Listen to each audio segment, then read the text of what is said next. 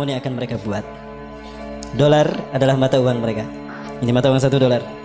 Lihat, ini adalah mata uang setan.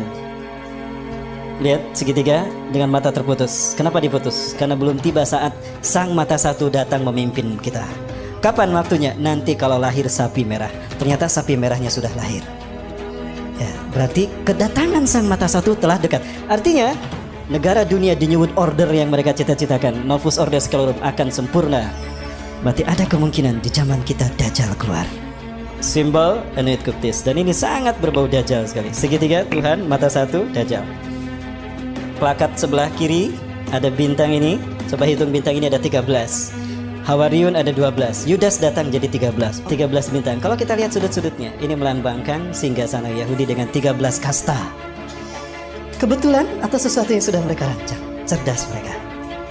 Dan untuk mewujudkan ini, mereka harus menghancurkan Islam.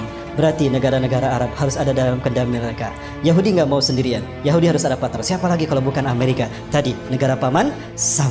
Betul kan? Tujuannya apa? Memuluskan jalan Dajjal untuk menguasai dunia. Maka Yahudi melakukannya dengan 3 program besar dunia. 1. Eksodus besar-besaran ke negeri yang dijanjikan Tuhan. Melalui resolusi Atul Balfour, Menlo Inggris yang diperbudak Yahudi oleh Rothschild atau Rockefeller.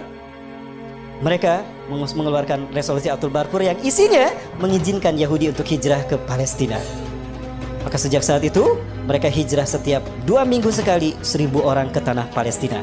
Kenapa harus Palestina? Karena Palestina adalah jantung dunia. Dia menghubungkan 3 benua. Palestina menghubungkan benua Afrika, Eropa dan Asia. Maka siapapun yang menguasai Palestina, dia menguasai dunia. Yahudi ingin menguasai dunia, maka Palestina harus mereka kuasai. Itu program mereka. Maka di Palestina tahun 14 Mei 1948 mereka mendeklarasikan, memproklamirkan berdirinya Israel di tanah Palestina. Dan yang terakhir setelah mereka punya negara, mereka menanamkan hegemoni ke seluruh dunia, the New World Order.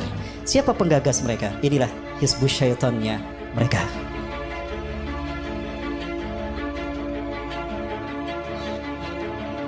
Baik, mereka inilah yang kemudian menciptakan platformnya, langkah demi langkahnya untuk menuju negara dunia. Apa negara dunia itu? The New World Order tadi. Dalam mata uang $1, Novus Ordo Seclorum. 1. Dunia dalam pemerintahan tunggal mereka. Siapa? Yahudi. Maka negara-negara di seluruh dunia harus sejalan dengan agenda Yahudi. Artinya mereka harus menjadi shadow government-nya Yahudi. Betul? Bertentangan dengan agenda Yahudi, habis mereka. Lihat Irak, lihat Mesir, lihat Afghanistan, lihat Suriah, lihat Palestina, lihat Yaman. Maka negara yang tersisa adalah negara yang pro kepada mereka. Saya buktikan tidak lama lagi. Maka mereka menciptakan shadow government. Demokrasi itu virus yang mereka sebarkan agar negara di dunia ada dalam kendali mereka. Divide, dipecah belah, et impera. Lalu mereka kuasai. Itu strategi klasik mereka. Lalu mereka menciptakan sistem politik demokrasi tadi. Ekonomi kapitalisme yang ribawi, dolar. Hari ini kita tidak bisa mengklaim kalau kita sudah syariah dengan sistem ekonomi dan perbankan kita. Tidak bisa. Selama kita masih menggunakan uang kertas, kita tidak bisa melepaskan diri dari riba. Rasul mengatakan akan datang suatu masa di akhir zaman di mana manusia akan memakan harta riba. Sayati 'alan nasi zamanan an-nasu sayakuluna riba. Akan datang di akhir zaman manusia satu masa di mana manusia memakan harta riba. Kalaupun mereka tidak memakan harta riba, mereka terkena dengan debu riba. Di antara mata uang ini, yang paling mahal yang warna apa? Apa bedanya? Lo ongkos untuk membuat uang ini sama uang ini sama kan? Sama saja. Lo kok bisa yang ini lebih tinggi? Lihat, dari intrinsiknya saja sudah riba kan? Padahal biaya untuk membuat ini sama. Baik, betul? Inilah riba. Baik, berikutnya perselisihan. Waktu saya masih SD, 2000 bisa kebeli baju 1 setel.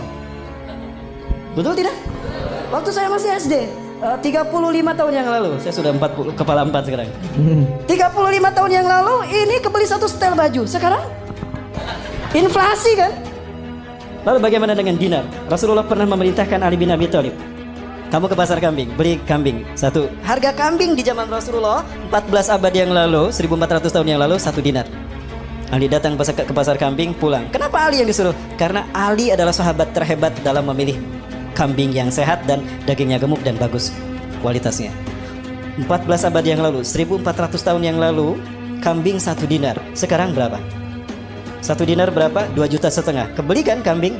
Bayangkan 1400 tahun tidak mengalami inflasi. Lah ini 35 tahun inflasinya sudah berapa kali lipat? Demi Allah. Begini mereka cara menguasai dunia. Dajjal. Pinter kok Dajjal. Inilah ekonomi kapitalisme. Baik, negara tidak pernah mencetak uang ini. Negara hanya menentukan RAPBN, betul? Sejumlah sekian triliun. Lalu diserahkan ke Bank Indonesia. Bank Indonesia tidak bertanggung jawab. Bank Indonesia tidak bertanggung jawab pada pemerintah. Bertanggung jawabnya pada Bank Internasional, IMF, Bank Dunia. Itu tanggung jawabnya. Maka Bank Indonesia mencetak uang sejumlah RAPBN, angka RAPBN. Lalu diberikan pada pemerintah kita. Pemerintah kita tidak bayar cash kan untuk membayarnya, tapi ngutang. Ada jangka, ada bunga. Setiap lembarnya ada bunga. Artinya siapapun yang memegang uang ini di dompetnya siap dengan bunganya. Apa itu bukan riba? Jadi jangan mengaku syariah kalau masih menggunakan ini.